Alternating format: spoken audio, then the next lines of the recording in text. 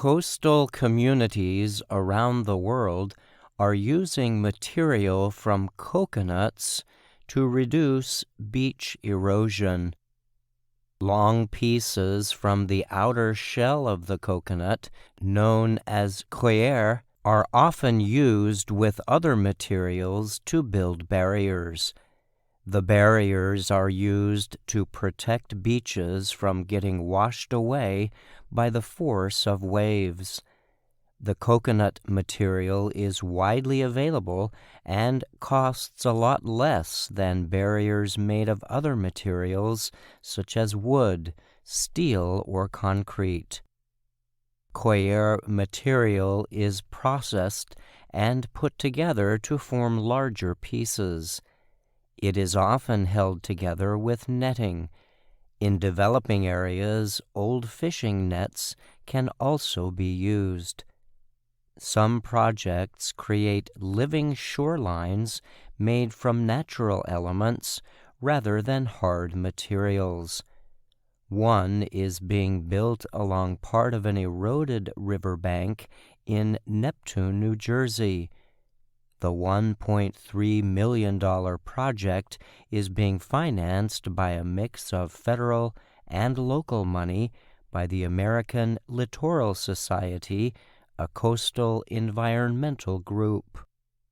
The effort has already greatly improved areas that suffered major erosion damage during Superstorm Sandy in 2012.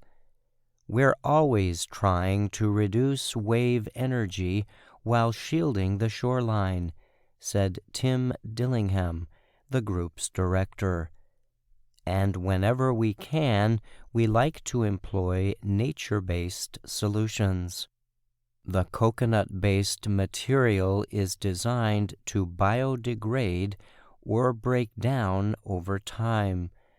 But before it does, it is sometimes preceded with shoreline plants and grasses. Those plants can also be placed in holes that can be punched into the coir material. One project is happening in Boston. That is where Julia Hopkins, an assistant professor at Northeastern University, is using coir, wood chips, and other material to create floating barriers to slow the force of waves. A test project has 4 coconut-based barriers in waterways around Boston.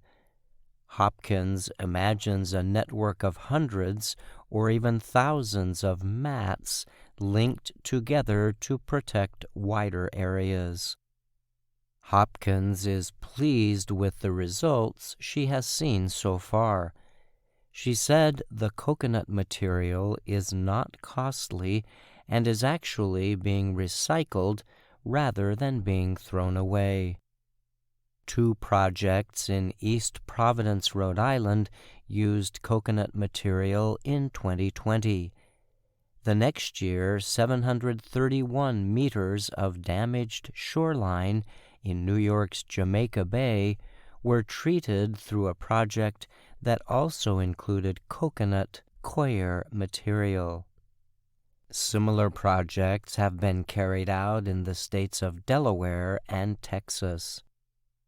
Indonesia is the world's largest coconut producer, with more than 17 million metric tons in 2021.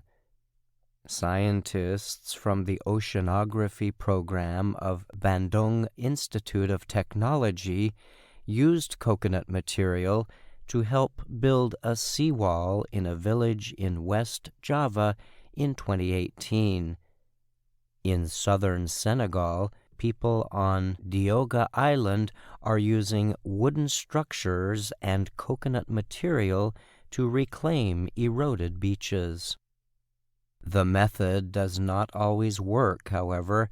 In 2016, the Felix Neck Wildlife Refuge in Edgartown, Massachusetts, built barriers around a salt marsh that had eroded in the past.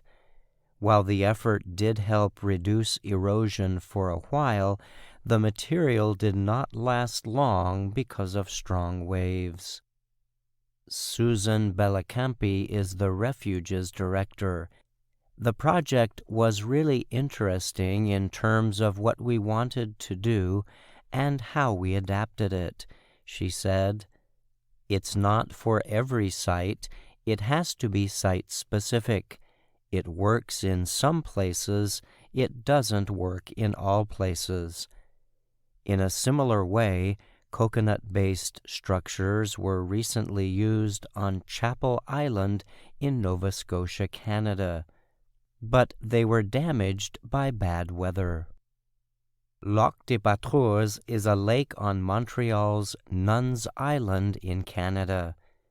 People there use coconut material to control the growth of invasive plants along the shoreline. I'm Brian Lynn.